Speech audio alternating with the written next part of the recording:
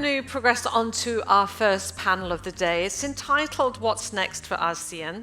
As you all well know, it's the world's fourth largest economy, or will be by 2030. Abundant natural resources, large population, and improving business regulation and conditions. And of course, all of that is drawing the excitement of investors. There are challenges ahead, and our next panel will discuss the excitement and the opportunity, the trends and the risks, and of course, how they fit in to the global picture. So, for our next panel entitled What's Next for ASEAN, I'd like to invite to the stage our very esteemed guests this morning.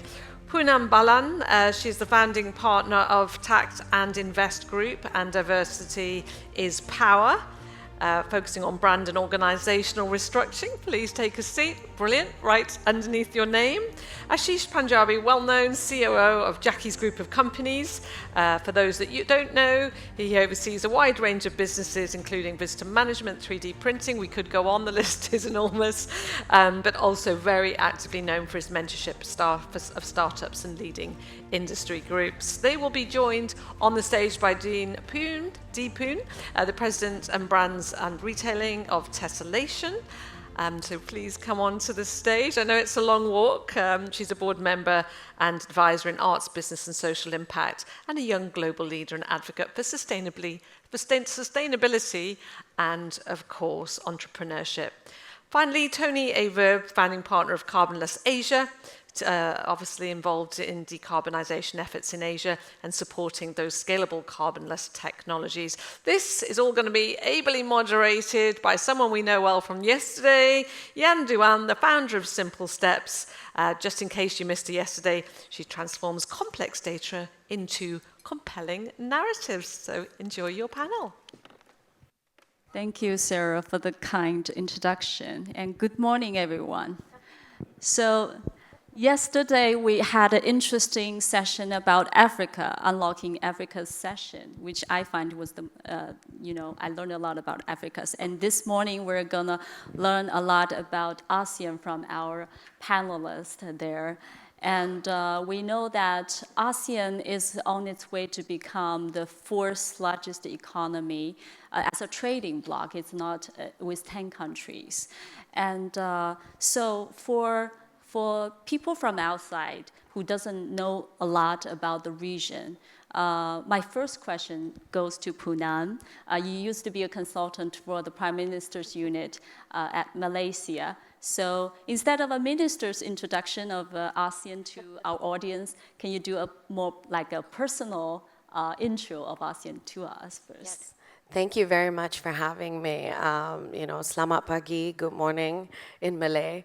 When I had the opportunity to serve the government, so I came back from Canada as a returning expert and asking for my benefits, actually. So I went straight towards Talent Corporation at the time, which was part of Pemandu. So we had 7 strategic units, and I wanted my tax benefit and and my one car allowance. What I found out very quickly was that, we have very little feedback loops when it comes to returning talent, diaspora engagement overseas. And there's an evident need for dynamic people who, have a career that has bridged multi-economies to serve and be of value. So that's, it was a very personal choice. I was given the option to do upskilling, work with expatriate talent, or diaspora. And naturally, I chose what is most comfortable to me. Thank you.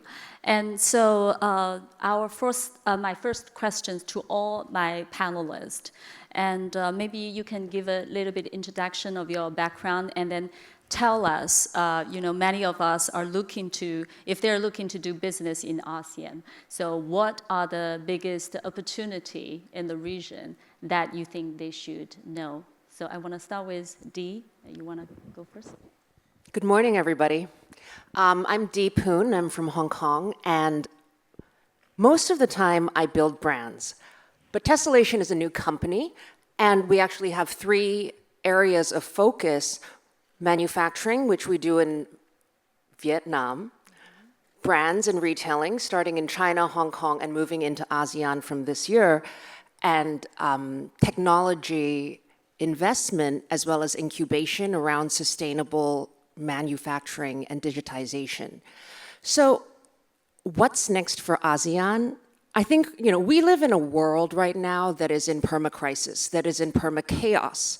And what I find fascinating about ASEAN is if you look across the last 50 years since this idea of ASEAN was born, it has been peaceful. It has been a little quiet, but in that time, what they have built is a set of economies and countries that are coming to the point where they're building emerging middle classes. In the last 50 years, also, native industries that have been seeded by foreign direct investment exist in all of these countries, ranging from semiconductors and medtech in Malaysia, now with the EV boom, all the minerals in Indonesia, call centers in Philippines. That's the base of the consumers, amazingly. And you start to try to understand if this is a space where people can live together, then why can't we really leverage these platforms to take the world to a new level in light of some of the crises that we understand and that we build to avert? So I think I speak specifically around sustainability and adaptation. I think a lot about values-based businesses and also around technology. Yeah, thank you, Dee. You give us an overlook of what are the industries that are developing in different countries in the region. And you mentioned about the rise of middle class, which is potentially a very big consumer base there. And also there are other opportunities when there is fast growth in ASEAN. How do you decouple growth from emissions with all those sustainability technologies and initiatives? And the next that I'm going to go with Ashish. You provide business solutions, right, in the region. Yep. So thank you, and good morning, and glad to be here. So just a little bit of background with Jackie's, the business I'm with. Though we're based in Dubai, we actually started off in Hong Kong in 1970. And myself, I grew up over there. And we've also been in Singapore since the mid-80s. The big thing when you look at it is, and when you compare it even with the Gulf, is the similarities we've got in the ethos and the work culture that has been there. We are workaholics. Over here, we're workaholics in ASEAN.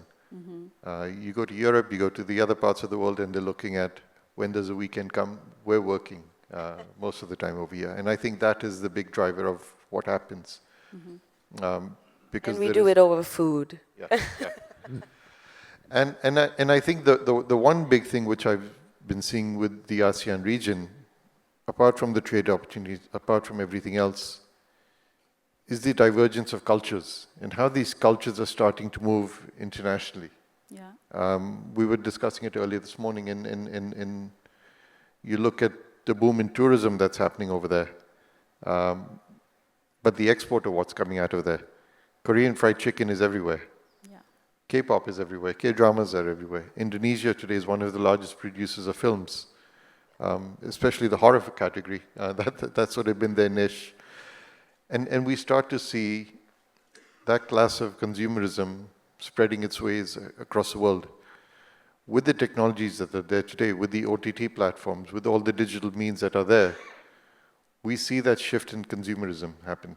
Mm-hmm. Ask any one of our kids where they're looking, what are they shopping, and they're looking eastwards a lot more than they're looking westwards.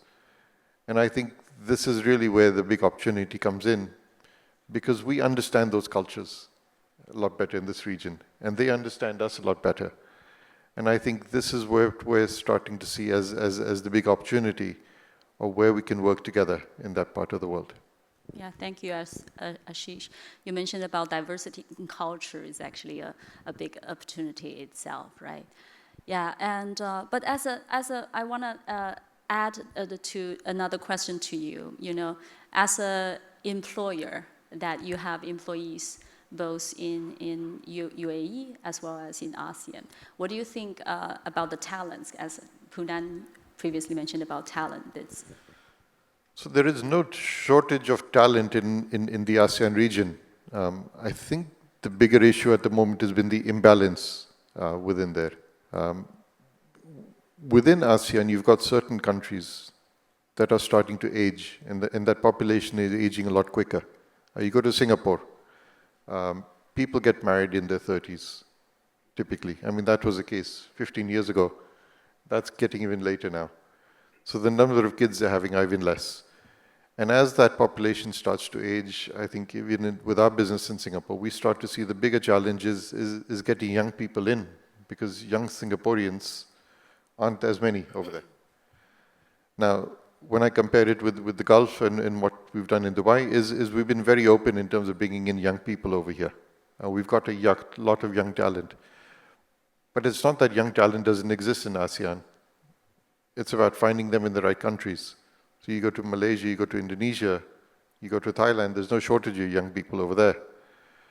But that migration of labor within the countries over there doesn't quite happen as it should. And I think that is one of the bigger opportunities that can be unlocked within ASEAN. Otherwise, there is a risk that they lose some of that talent to places like the Gulf. I think, just to add to this, just a sort of metric overview. So when I mapped the talent data of Malaysia and built the diaspora list, the way I looked at it was the way Canada looked at it, where I had my formal training in Vancouver. So, the government at the time didn't want to look at critical skills gaps. And most governments still do not want to do that. But this is by far the best way to look at, high technical attritions in your economic, especially when we talk about the underpinning factor of GDP, it's gross capital formation. People are assets. And where people go, assets go with them. And so does IP, so does G2G IP financing, so does trade relations. And ASEAN is a very strong bloc. We have 4 high-income economies, 4 mid-income economies, 2 that are unfortunately currently in turmoil. However, when we talk about, endowment capital, direct giving, it's one of the most generous, if not the most generous, inter-economy. Okay. So thank you for both of you. So if there's a more free in the talent migration, that is going to be a big opportunity for us. Because you've got the freedom in terms of capital movement over there, right. which is the one big block that comes in many other places in the world.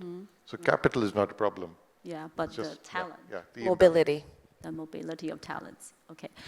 Tony, I want to go to you. So you do a lot of innovation projects in Asia when it comes to decarbonization.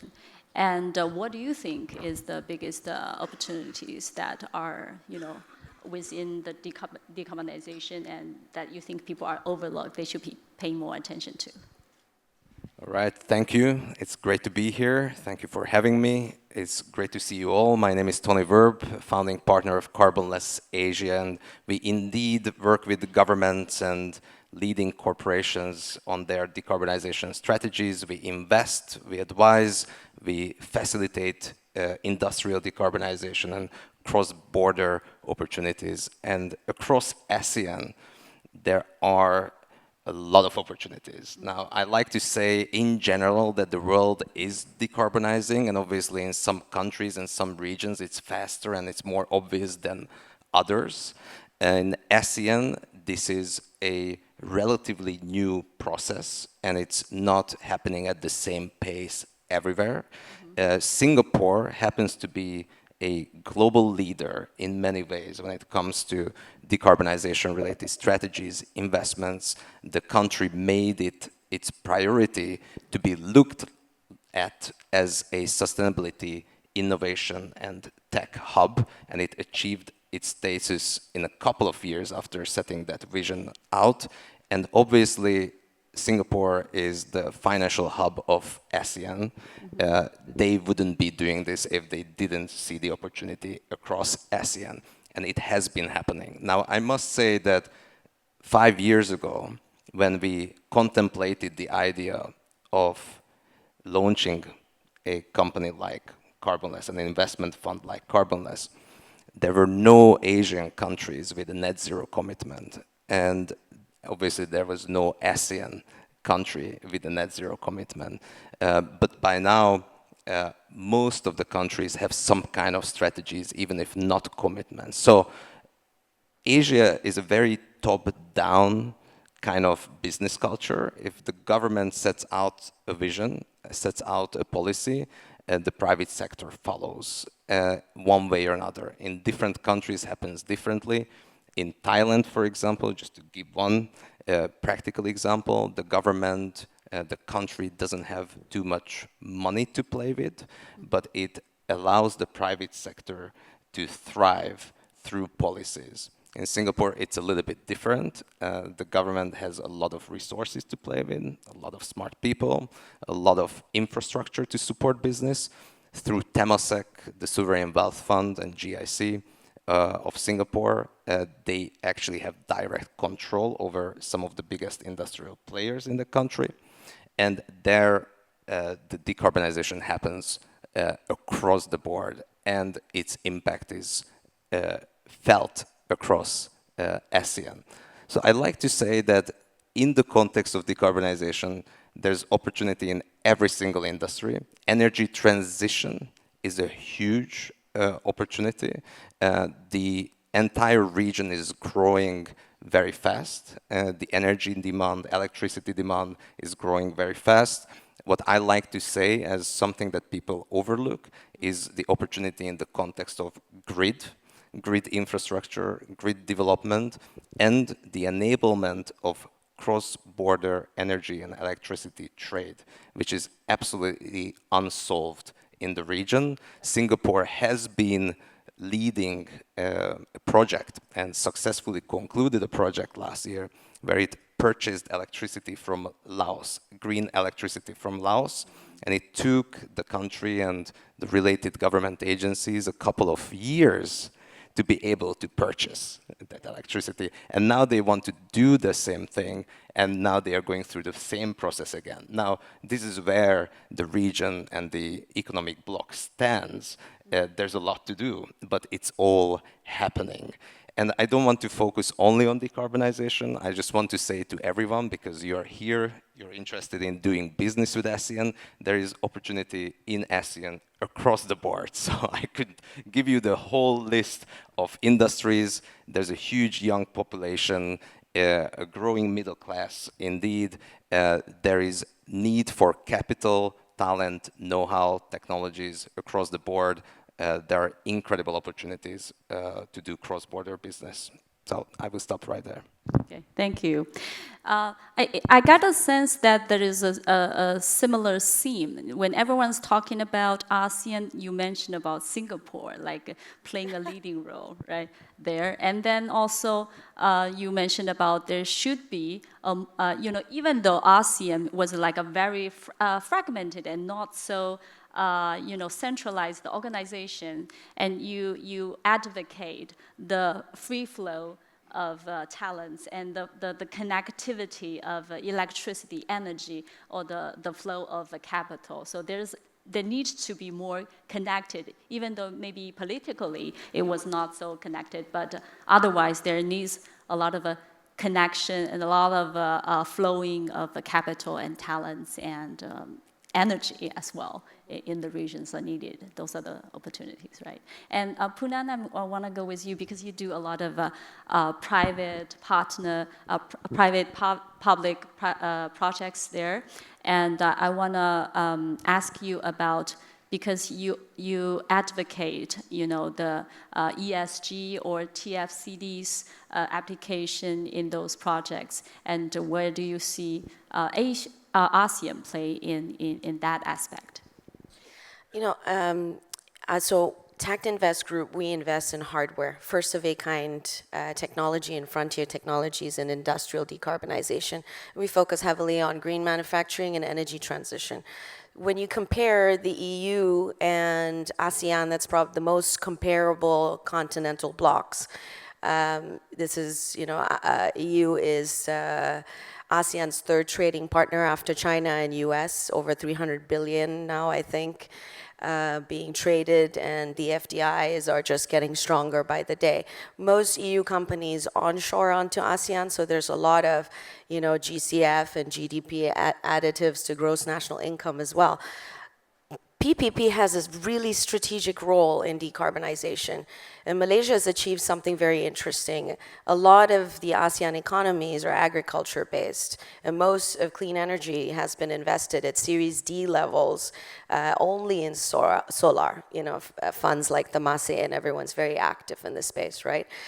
But solar is not going to solve a clean energy transition. It's not a de-risked portfolio for ASEAN as a bloc. And if you look at the EU and you compare, PPP has a very important role, specifically in adaptation, which is climate risk.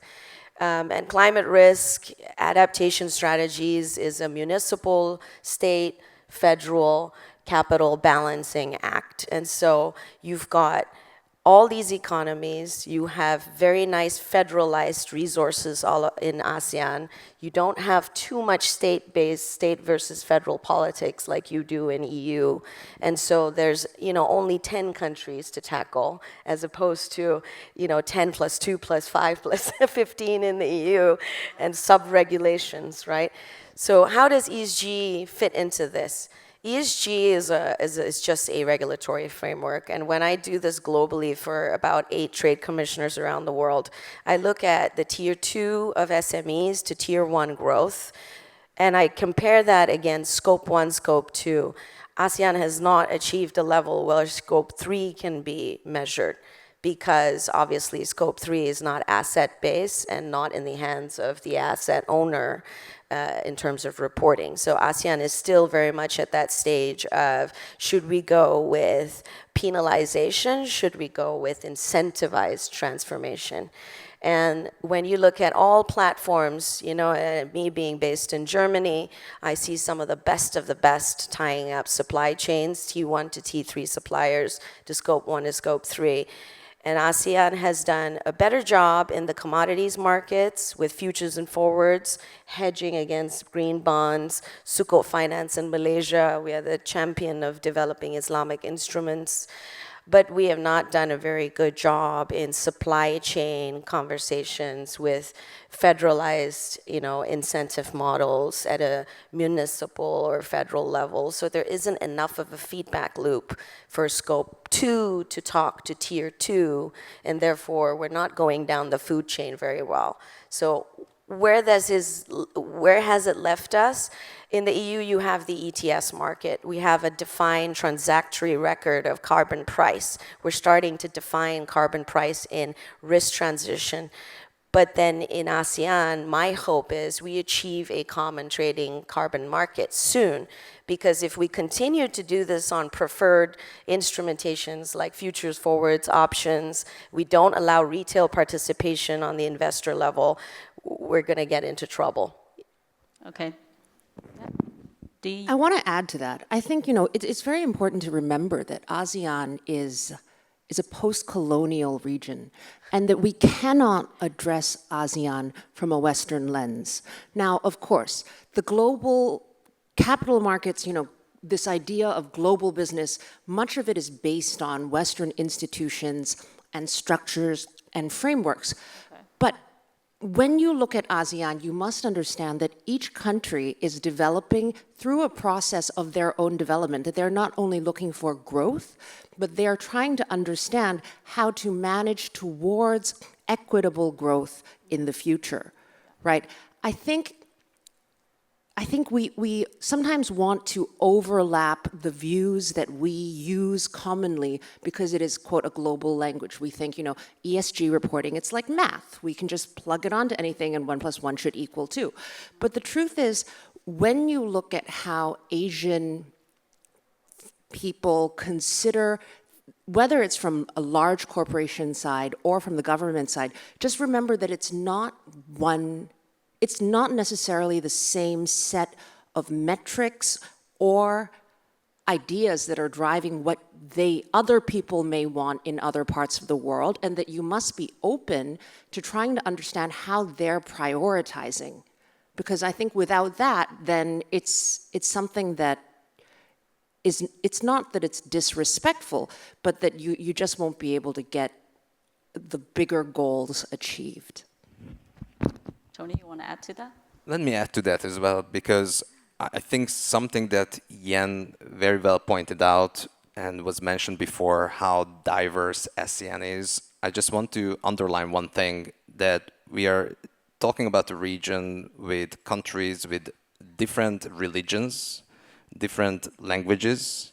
We have two communist countries or regimes that are obviously shifting, changing. We have a country with a civil war and military rule at the moment. So it's a very, very complex place.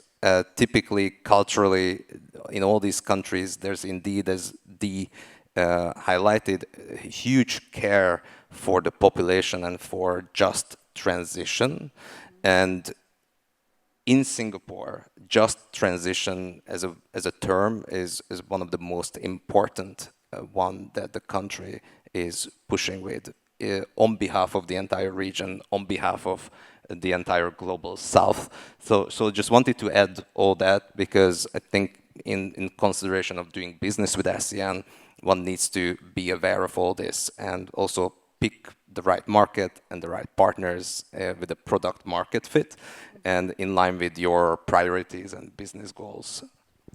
Yeah, I was going to say, I mean, one of the big things also with the ASEAN region, and again, the similarities with this part of the world, is they've been largely neutral. There's been a lot of politicking going on the last couple of years. There's been a lot of sides that people have had to take, and a lot of the ASEAN countries have been open. Mm-hmm. And they said, we're staying out of this conversation. We need to think about ourselves. We need to think about what we need to do, and we're going to continue doing that. The other big thing that I think gets forgotten is the ASEAN region is surrounded on two sides by two big giants, with India and China. Yeah. And that is sort of where a lot of the investment goes. Now, the big difference is you want to do business in China, you want to do business in India, you need to be in India or China. You cannot run that sitting outside. Exactly. A lot of the ASEAN countries are a lot more open. And I think you've got a huge potential in terms of population, you've got a huge potential in terms of middle class, you've got a huge population in terms of manufacturing and sourcing. And you can work with them. And you can be over here and you can go back and forth. And it still works. I think the systems are in place, the legal systems are there, the confidence is there, the capital movement is there. And I think that at least enables that region to grow. Whereas I think India and China can be sometimes the distraction to what is stopping ASEAN from growing. Okay, thank you. We still have 4 minutes left, so I want to open the floor to our audience to see if you have any questions. So the gentleman over there, could you tell us where you're from and when you got the mic? Good morning. Morning. Yeah, I'm based in UAE, but I've lived in ASEAN. So now I'm glad, Tony, you mentioned it's not one ASEAN, right? So it's a good cluster. It's a good way to put up a market, 20, 30, fourth largest region. But we as people who are looking to put businesses, what's your guidance when you go as a strategy into the market? Because I'm sure one policy document, one strategy document will not work. What's your business primarily? Which technology sector, industry? Mostly B2B, because consumer is a very different perspective. But we've seen global brands not doing well in the ASEAN market, and the local brands do fairly well. But which sector? Food, electronics, what sector? For me, Yes. in the core technology, as a global system integrator, serving many retail customers, many manufacturing customers across all zones. But the audience is very diverse here. But what will be your inputs as a panel here, going into the ASEAN market, looking at 20, 30, fourth largest thing, but if we need to set up the businesses, what's the guidance, and which way should we approach the markets? I'd say jump right in. I mean, if you're in manufacturing, Germany produces 70,000 jobs in Malaysia alone every year. So jump right in. Every commercial partner possible, from Google to Infineon. We work with Infineon very closely.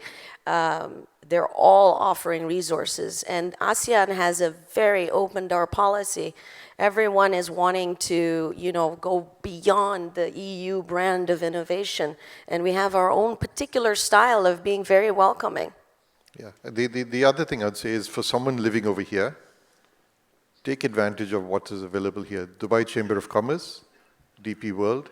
I mean, these are two organizations that have got footprints all over ASEAN. They've got their own offices over there. And when you sit with them, they can actually give you a lot of the insight, a lot of the know-how, a lot of the introductions, and get you in there. The trade offices, for example.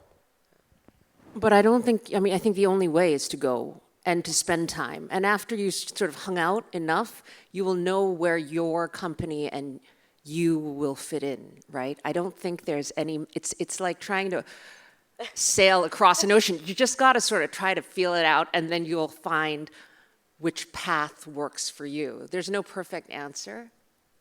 And you guys mentioned about talent. Yes. I think it's the hardest, because moving talent across countries, from Ho Chi Minh to KL, or from KL to Singapore. But ASEAN talent, like, for example, I can only speak with depth of Malaysian talent, the data I see. We always come home.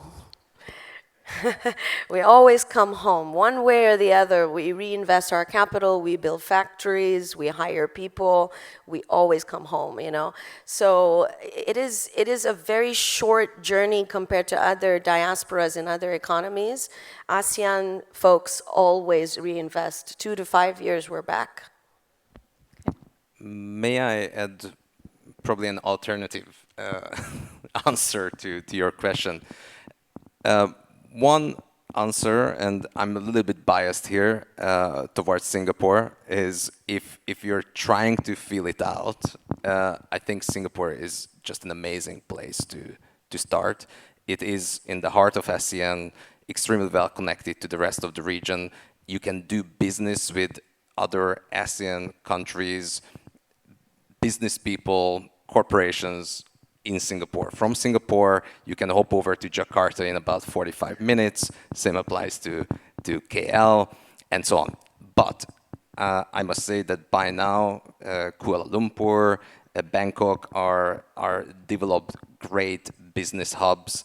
And I'm always, and this is the second part of my recommendation, I'm always in favor of joining forces with local partners. I think when doing big business and high business, it's close to impossible to navigate these fragmented and very different markets on one's own. So I'm always in favor of joint ventures with established local individuals and companies, and that's what we do. Because the markets are just so different, and the business relationships are very difficult to come by. Yeah. Okay, thank you. We're running out of time. There's apparently a lot to cover. So if you want to ask questions, you can ask them when the panelists go off stage. But thank you, all of you, for this Thank you. very insightful discussion. Thank you. Thank you. Thank you so much.